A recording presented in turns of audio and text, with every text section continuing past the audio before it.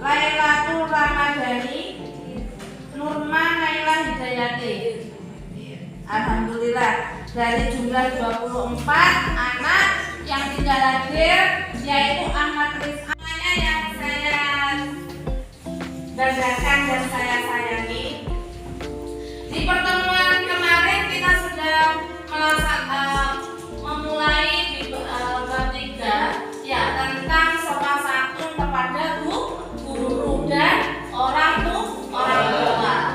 Dan kita sudah melaksanakan ulangan harian di bab 3, maka dari itu sudah selesai di bab 3, kita lanjut di bab 4. Ya, di bab 4. Di bab 4 ini yang sudah membawa buku panduannya, tolong dibuka dulu halaman 11 ya. Halaman 11 dibuka. Tentang mengasah pribadi yang unggul dengan tata krama, santun dan malu. Pada kompetensi dasar ini di KD 1.7 kita dapat meyakini bahwa berbakti dan tata krama, sopan santun dan rasa malu itu adalah pokok ajaran agama Islam. Kompetensi yang kedua 2.7 menunjukkan perilaku tata krama, sopan santun dan rasa malu. Terus kompetensi dasar 3.7 memahami makna tata krama, sopan santun dan rasa malu. Selanjutnya KD 4.7 menyajikan contoh perilaku tata krama, sopan santun dan malu. Jadi untuk hari ini kita membahas tentang temanya tata krama, santun dan malu. Sebelum saya menjelaskan lebih lanjut, apa sih tata krama itu? Coba Nurna, apa yang kamu ketahui tentang tata krama? Sebagai aturan tingkah laku berdasarkan dengan nilai kesopanan yang disarankan.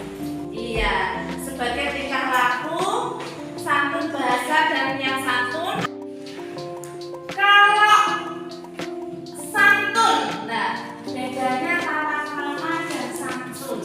Ayo, siapa yang bisa menjawab sebelum saya menjelaskan lebih lanjut? Mungkin dari perempuannya, santun. Iya, santun itu harus budi pekerti. Malu, coba Naila, Siti Naila, mana Siti Naila? Siti Naila, apa sih yang kamu ketahui tentang malu itu? Karena dengan memiliki sifat malu seseorang menghindar dari berbagai perbuatan tercela. Iya. Pertama, santun dan malu yang kalian bisa pelajari dan pahami. Iya.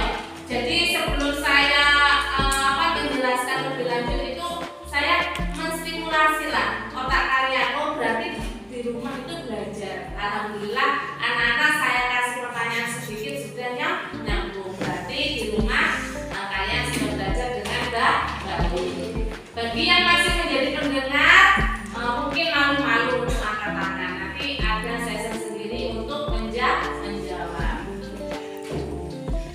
Saya lanjutkan. Yang pertama adalah poin A, tata krama.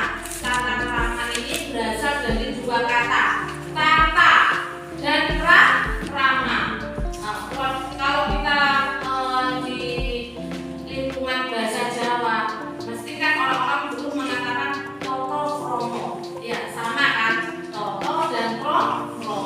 Jadi biasanya kalau orang tuamu lendo lagi rumah, kalau di luar rumah harus mempunyai toto kromo, yaitu tadi etika, tingkah laku, perilaku itu yang mencerminkan dari gurunya seseorang. Tata yang artinya adalah aturan, adat, norma dan peraturan.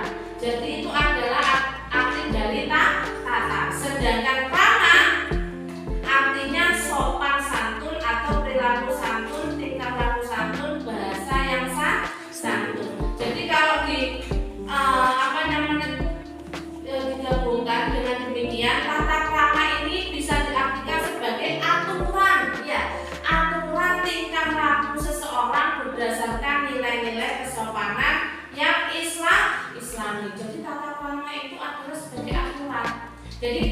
sebagai manusia juga harus mempunyai aturan-aturan nilai-nilai yang yang lebih pantas ya sebagai manusia yang baik. Gak moro-moro secara PDB ya, gak semudah itu kita itu menjalankan aktivitas semau kita. Pasti ada aturannya, apalagi kalian sebagai pelajar ya, sebagai pelajar juga gitu, harus ada aturan dan etikanya. Ketika di sekolah ketemu bapak dan ibu guru, dimanapun meski di luar sekolah harus mengucapkan apa?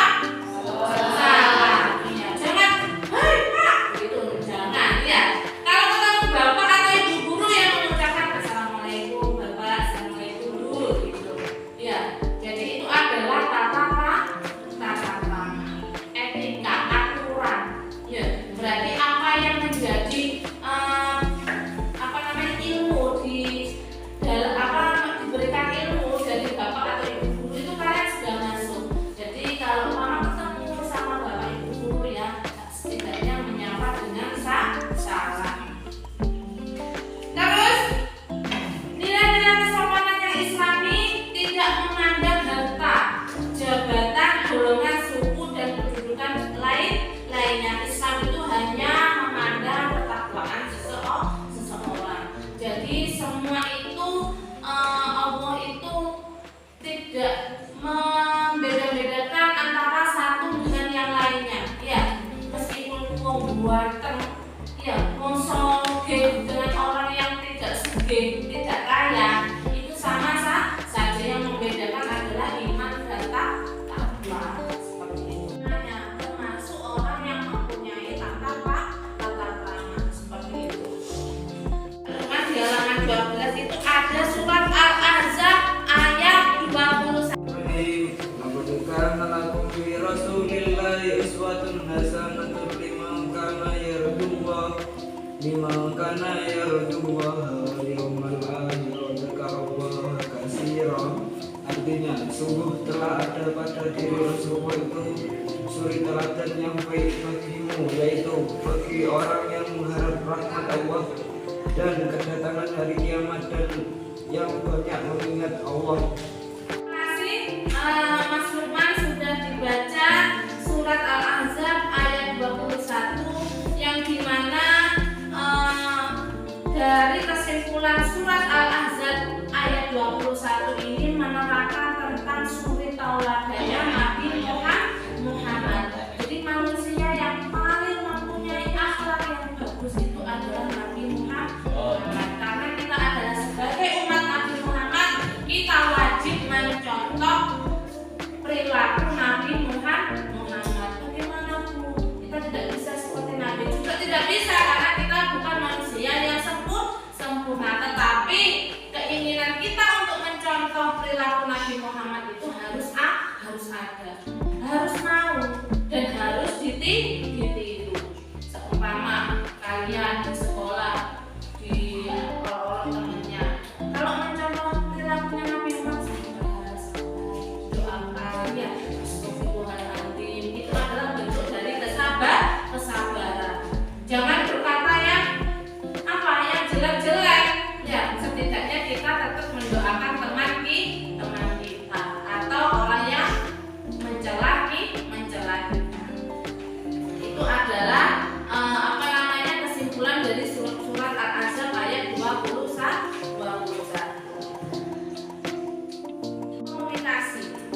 Komunikasi itu merupakan satu kebutuhan manusia untuk berinteraksi dari manusia yang satu dengan yang lain. Jadi berinteraksi itu apa sih? Berhubungan, saling menyapa, itu interaksi. Gak mungkin ya antara Nurma dan Silvi meskipun satu bangku tidak menyapa, tidak mungkin ya, pasti menyapa. Itu yang dinamakan saling berinteraksi. Fadil menyapa Bagas itu juga salah satu berinteraksi supaya kita mengenal satu sama lain ya.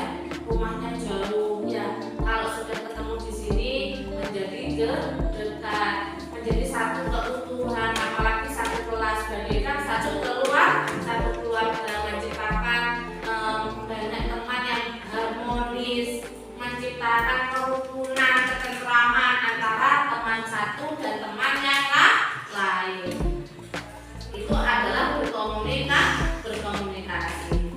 Jadi komunikasi ini banyak poin-poinnya. Yang pertama apa?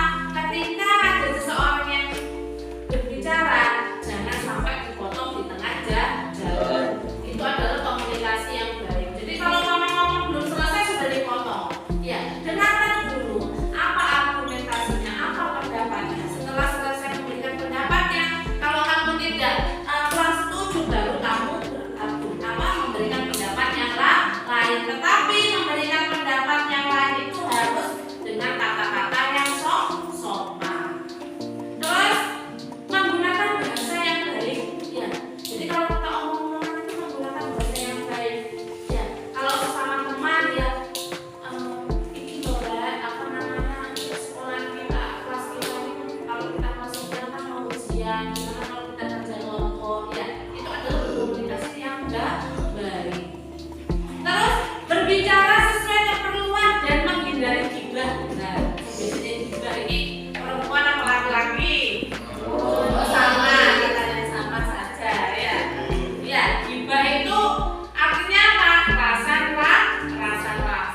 Ya, itu tidak boleh juga. Karena kalau kamu menggibahi teman, sama halnya kamu mendapat dosa, sedangkan temanmu yang kamu gibahi akan berkurang dosanya. Jadi berkurang seperti itu ya. Itu adalah tata krama dalam berkomunikasi. Tata krama dalam pergaulan. Bersikap sopan kepada siapapun tanpa pandang bulu. Ya, apalagi yang di atas kita umurnya, sejajar dengan kita, dengan adik kelas kita, apalagi kalian sebagai senior di kelas 9. Ya, kelas 9 itu puncaknya. Jadi kalian itu sebagai senior yang paling tua. Ya, harus bisa menghargai adik-adik ke kelas. Sedangkan adik kelas harus bisa menghormati kepada kalian. Terus berusaha selalu menjaga perasaan orang lain. Jadi ketika kita berbicara apapun, ya harus saling menjaga. Kita sebagai kelas 9, bagaimana kita mempunyai kelas tapi adik kelas kita tidak mempunyai tata krama? Setiap kita sikap kita tuh gimana?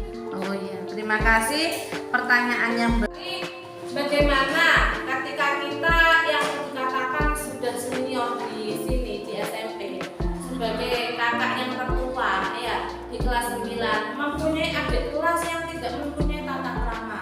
Ya, contohnya kayak memanggil namanya jambal. Ngerti jambal kan? Ya, tidak memanggil mbak, tidak memanggil mas. Ada anak kelas 7 memanggil bagas, bagas. Nah, itu ya. Bagaimana contohnya seperti itu? Bagaimana sikap kita? Yang pertama, kita wajib menegur karena kita memberikan nasihat. Ya, kita wajib menegur, tetapi dengan cara yang bagus, yang baik. Contohnya, kita dipanggil, Norma yang tanya tadi, dipanggillah sama adik kelas 7, dipanggil Norma.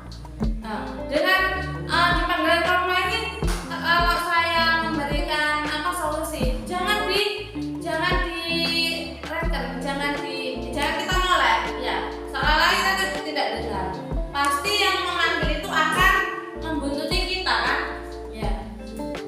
Terus habis itu gini, kalau sudah membuntuti ini, kalau dipanggil nggak dengar, berarti kita memberikan pesan kepada adik kelas kita. Nama saya itu benar Norma, tapi kan karena kamu lebih muda dari saya, kamu adik kelas saya, panggillah Mbak, ya, atau Kakak, ya, Mbak Norma, gitu. Baru saya akan noleh atau nyamperin ke kamu, gitu. Itu adalah sikap yang pertama. Memang sesuatu itu harus dipaksa dulu, ya. Kalau sudah terbiasa itu yang akan menjadi kebiasaan. Kalau sudah terbiasa, ya terbiasa dipanggil Norma, Bagas, apa gitu kelas 7. Jadi akan menjadi kebiasaan. Ya, kebiasaan itu nanti kalau sudah tertera di otaknya akan sulit diperbaiki. Yang kedua,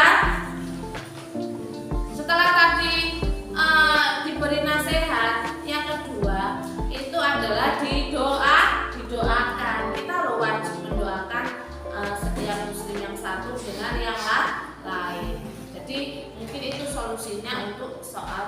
tata krama. Bagaimana, bisa dipahami Norma? Bisa. Oh ya, terima kasih. Baik, setelah tata krama tadi kita sudah membahas, ya sudah dibahas. Saya lanjutkan lagi poin B tentang santun. Ya, tata krama santun itu menjadi satu kesatuan saling berhubungan karena ini menjadikan seseorang itu bagus baik dari tata krama santun dan mempunyai rasa malu. Santun artinya halus budi pekertinya. Orang yang santun itu disebut penyantun. Jadi kalau santun itu budi pekertinya, ya. Tapi kalau orang yang santun itu disebut penyantun. Berarti kalau penyantun itu orangnya, objeknya. Ya, kalau santunnya itu subjeknya. Ya. Sikap santun mempunyai dua hal, yaitu santun dalam ucapan, santun dalam perbuatan. Itu harus saling berkaitan antara ucapan dan perbuatan. Ucapan itu apa yang kita ucapkan. Jadi kalau umpama ucapannya itu bagus, harus sesuai dengan perbuatan. Kalau ucapannya bagus, perbuatannya tidak bagus, itu tidak baik juga. Perilaku santun bukan untuk membatasi, namun untuk menjaga harkat dan martabat manusia. Sikap santun ini merupakan sikap yang dicintai oleh Allah. Dari Ibnu Abbas, Rasulullah itu bersabda, "Inna fika hasbataini yuhibbuhumullahu hilma wal haya." Jadi artinya ini sesungguhnya dalam dirimu terdapat dua sikap yang dicintai oleh Allah, yaitu sikap santun dan malu. Jadi semua itu kalau kita mempunyai santun, ya itu pasti akan mencerminkan. Ya. Terus perilakunya itu kalau mempunyai tata krama dan santun pasti mempunyai perilaku yang halus, tidak pernah menyakiti orang lain, menjaga kesopanan terhadap orang lain. Orang yang santun itu pasti akrab dengan satu sama lain, ya tidak pernah menyakiti orang lain, apalagi mencela orang lain. Itu adalah perilaku santun. Sebelum kita tutup, karena ini bab 4 ini ada dua pertemuan, ya jadi kita lanjutkan minggu depan karena belnya sudah masuk bel pergantian jam. Terus sebenarnya saya itu mempunyai bukan kuis menilai teman sebaya, ya. Menilai teman sebaya ini artinya kan ini tentang bab sopan santun, ya, etika, rasa malu. Jadi kalau umpama kamu mempunyai teman yang tidak berani menasihati teman yang lain, boleh dituliskan di sini, nanti dikumpulkan ke Bu Yeni, ya. Nanti Bu Yeni akan membaca satu persatu. Kalau etikanya itu sudah melebihi batas,